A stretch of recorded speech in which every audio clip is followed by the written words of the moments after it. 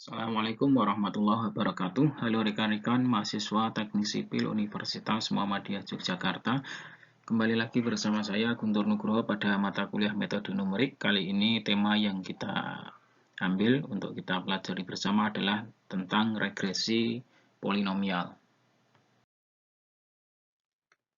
Kemudian kita masuk kepada bentuk umum dari persamaan yang ada, yaitu persamaan polinomial. Bentuk umumnya adalah seperti pada persamaan di slide ini, di persamaan 5.7, yaitu Y sama dengan A0, kemudian plus A1 X plus A2 X kuadrat plus A3 X pangkat 3 plus sampai dengan nanti kalau kawan-kawan menghitung sampai AN dikali dengan X pangkat N. Nah, ini adalah persamaan bentuk umum. Kemudian persamaan untuk errornya, D kuadrat sama dengan sigma atau jumlah dari I sama dengan 1 sampai dengan N tertentu dari YI dikurangi dengan A0 setelah didapatkan A0 nanti kemudian dikurangi dengan A1 dikalikan X dikurangi A2 dikalikan X kuadrat dikurangi sampai AN dikalikan dengan X pangkat N. Nah, ini sigma ini dikuadratkan. Maka itu disebut sebagai D kuadrat.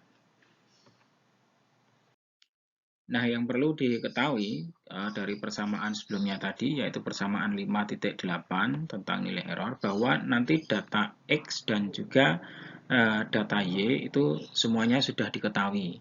Maka yang perlu dicari adalah nilai dari, nah ini A0, kemudian A1, A2, sampai kepada AN.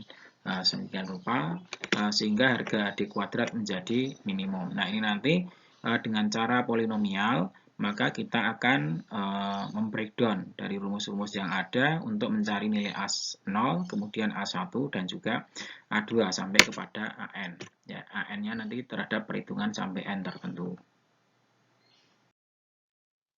Nah, persamaan yang ada yang akan muncul adalah dalam bentuk matriks seperti ini untuk memisahkan nilai yang akan kita cari, yaitu A0, A1, A2, sampai kepada AN. Ini akan kita cari dengan cara kita breakdown kepada rumus dari jumlah data N, kemudian ada data X, kemudian ada data Y yang sudah kita ketahui.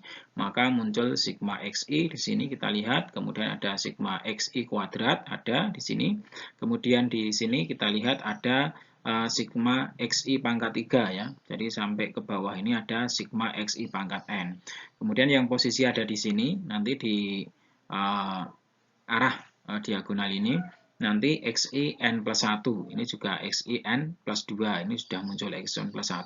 Kemudian bawahnya XI N plus 2. Ini juga XI plus N plus 2. Kemudian yang paling bawah di sebelah kanan ini ada sigma XI ya nanti jumlah dari N plus N. Jadi jumlah nilai N-nya ada berapa. Kalau N-nya ada 10, ya sini ada 10 per 10.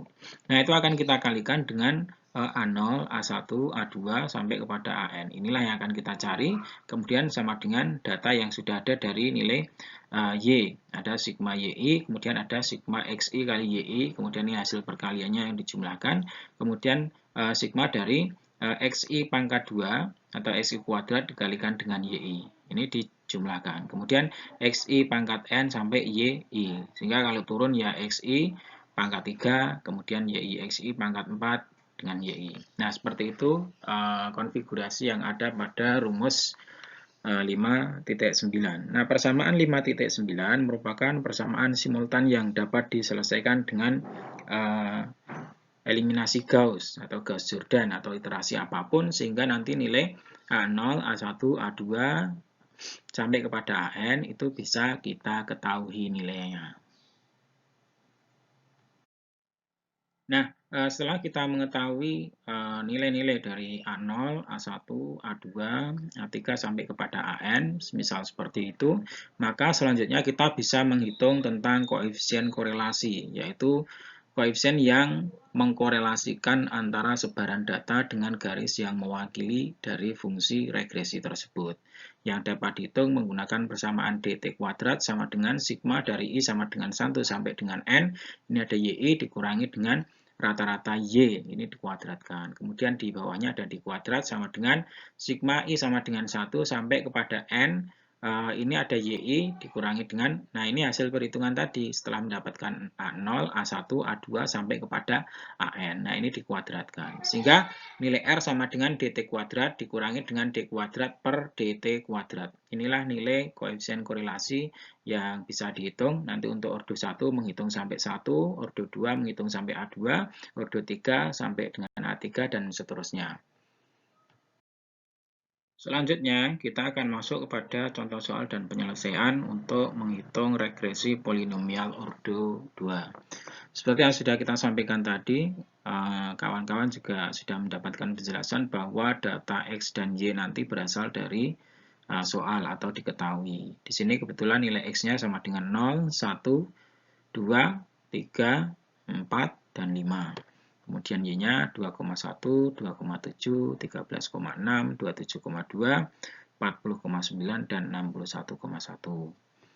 Nah, di sini kita akan menjawab karena yang diminta adalah perhitungan untuk regresi polinomial ordo 2, maka bentuk persamaannya sampai kepada pangkat kedua, yaitu Y sama dengan A0 plus A1X plus A2X kuadrat. Maka bentuk penyelesaiannya nanti dalam konfigurasi matriks seperti ini. Ini ada N, kemudian ada XI di sini ya. Kemudian ada XI kuadrat, kemudian ada XI pangkat 3 di sini. Kemudian ada XI pangkat 4. Nah, ini ada A0, A1 sampai kepada A2 karena ordonya 2. Nah, ini akan sama dengan data dari YI, sigma dari penjumlahannya, kemudian sigma dari perkalian data XI dan YI, sigma dari perkalian XI kuadrat dan YI. Nah, ini dulu yang akan kita selesaikan, bentuk penyelesaian yang ada untuk mencari nilai A0, kemudian A1 dan A2. Dari uraian kebutuhan, nilai dari data-data yang sudah ada, ini ada N, XI, X kuadrat, X pangkat 3, X pangkat 4, kemudian YI, XI dikalikan dengan YI, penjumlahannya XI kuadrat dikalikan dengan YI kuadrat, maka ini akan kita breakdown menjadi sebuah baris dan kolom dalam tabel seperti yang ada di bawah ini. Yang pertama, ini ada nilai XI, sudah kita masukkan datanya 0, 1, 2, 3, 4, 5. Sehingga kalau ini kita jumlahkan, totalnya ada 15. Kemudian untuk data YI ada 2,1, 7,7, kemudian 13,6, 27,2, 40,9, 61,1. Nah, kalau kita jumlahkan ada 152,6. Selanjutnya untuk XI kuadrat, ini data yang kita kuadratkan, 0 kuadrat, 1 kuadrat, 2 kuadrat, kemudian 3 kuadrat, 4 kuadrat, 5 kuadrat, kita jumlahkan ada 55.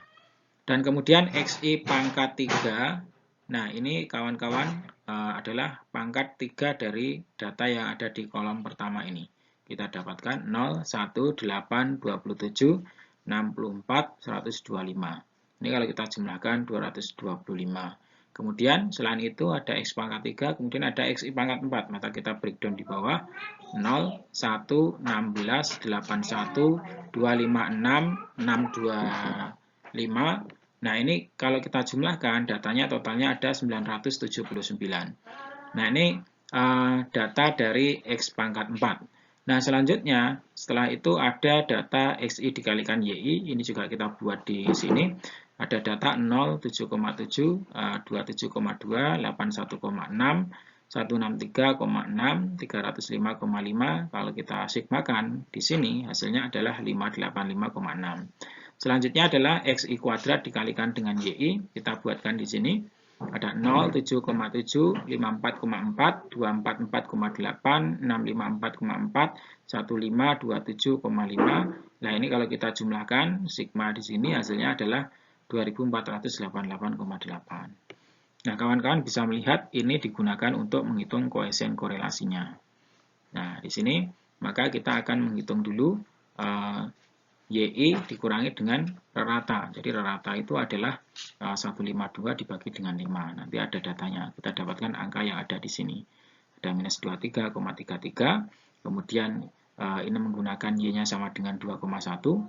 Lalu data ini didapatkan 7,7 dikurangi dengan 152,6 dibagi dengan maka ketemu minus 17,73. Ke bawah lagi ada minus 11,83, ada 1,77, 15,47, 36,67. Nah, selanjutnya di sini kalau kita kuadratkan, maka dapat angka 544,28, 314,35, 139,94, 3,13, kemudian 239,32. Di sini ada 1272,34. Kalau kita jumlahkan totalnya ada 1513,36. Untuk kolom yang terakhir kita akan menghitung dulu nilai A0, kemudian A1 dan A2, sehingga nanti bisa kita masukkan pada kolom terakhir ini untuk menghitung data dari 1 sampai 5 dan juga total penjumlahannya. Langkah selanjutnya, kita akan menghitung nilai A0, A1, A2 dengan cara memasukkan data yang sudah ada. Jumlah N-nya adalah dari 0 sampai dengan 5, maka ada 6 data. Kemudian XI kita sigmakan, ini sudah masuk semua.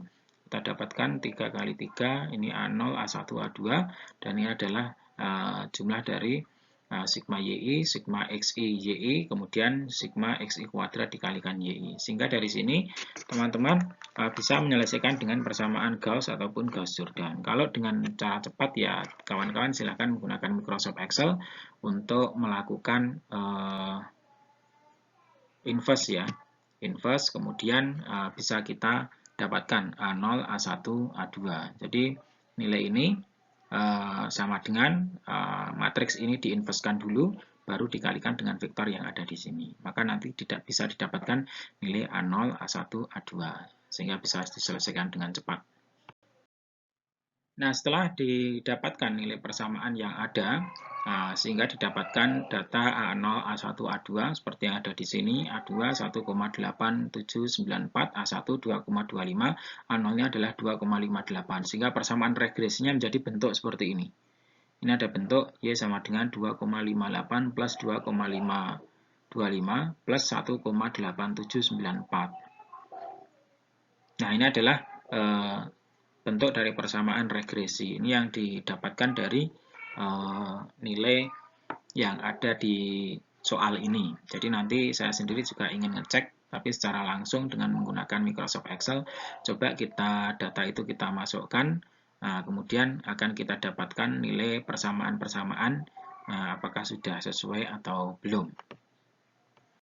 Setelah kita mendapatkan nilai A0, kemudian A1 dan A2 dengan data A0 sama dengan 2,58, A1 2,52, A2 1,8794, maka kita bisa menghitung pada kolom yang terakhir ini dengan masukkan YI. Kita dapatkan di sini ada YI 2,1 dikurangi dengan nilai A0, kemudian A1 dikalikan XI, XI-nya sama dengan 0, dikurangi dengan A2 dikalikan XI kuadrat. A2 kita dapatkan dari data ini, kemudian XI kita kuadratkan, 0 kuadrat, nah kemudian kita kurang kuadratkan dapat angka 0,23. Dengan cara yang sama, di data yang XI1 dapat 1, XI2 0,922, XI3 dapat 1,082, XI4 dapat 0,36, XI5 dapat 0,27, kemudian kita sigmakan jumlahnya adalah 3,864.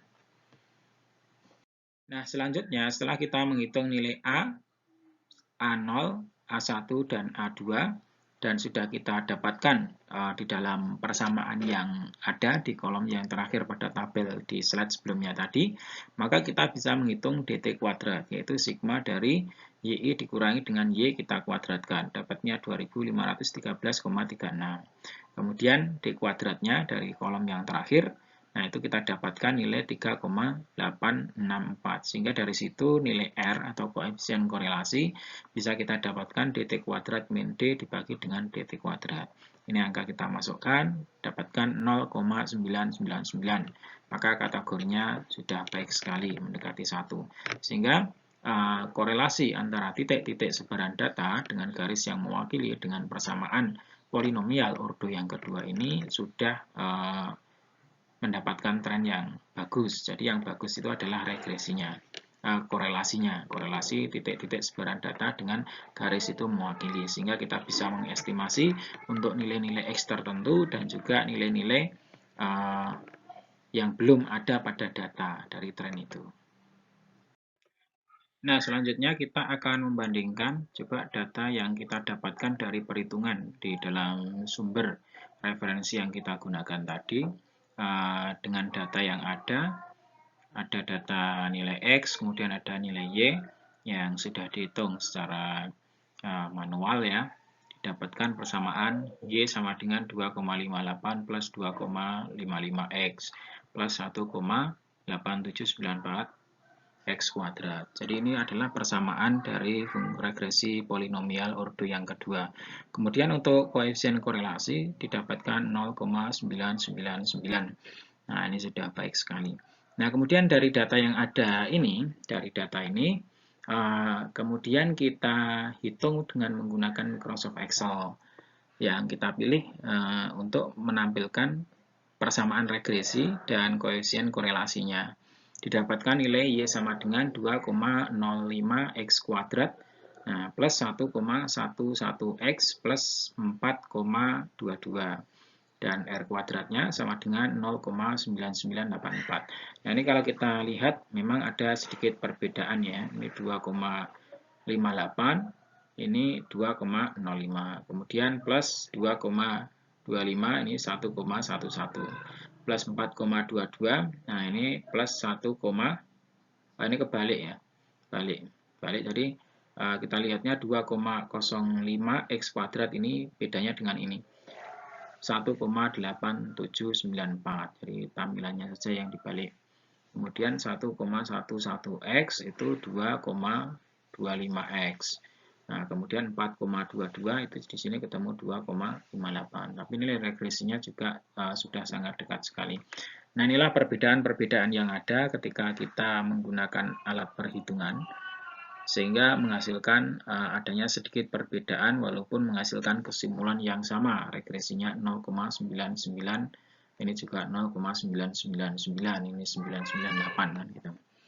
Nah, hal itu terkait dengan adanya kesalahan-kesalahan yang terjadi dalam perhitungan, seperti kesalahan pembulatan, kesalahan dari pemotongan data, dan lain sebagainya. Yang seperti itu lazim, sehingga kawan-kawan untuk mengerjakan secara manual, mungkin dengan Microsoft Excel, digitasinya juga tentunya berbeda, lebih teliti dengan menggunakan Microsoft Excel. Nah, seperti ini fakta ilmiah yang kita ketahui, sehingga dari sini kawan-kawan bisa mengetahui dari mana asal muasal dari fungsi dari regresi polinomial, baik ordo 2 maupun berapa nanti ordo yang lebih tinggi. Sudah kita kupas sampai kepada cara mendapatkan nilai R kuadrat atau koefisien korelasinya. Demikian rekan-rekan mahasiswa Teknik Sipil Universitas Muhammadiyah Yogyakarta, pembelajaran tentang regresi polinomial yang digunakan untuk menghitung koefisien korelasi. Semoga bisa menambah hasanah keilmuan kita di bidang metode numerik, dan semoga nanti juga memberikan kemanfaatan dari ilmu ini untuk digunakan melakukan regresi pada praktikum-praktikum atau tugas akhir yang kawan-kawan semua akan melakukan. Baik, mari kita akhiri pembelajaran kita dengan doa kafaratul majelis. Alhamdulillahirrabbilalamin. Subhanakallahumma wa bihamdika asyhadu an la ilaha illa anta astaghfiruka wa atubu ilaik.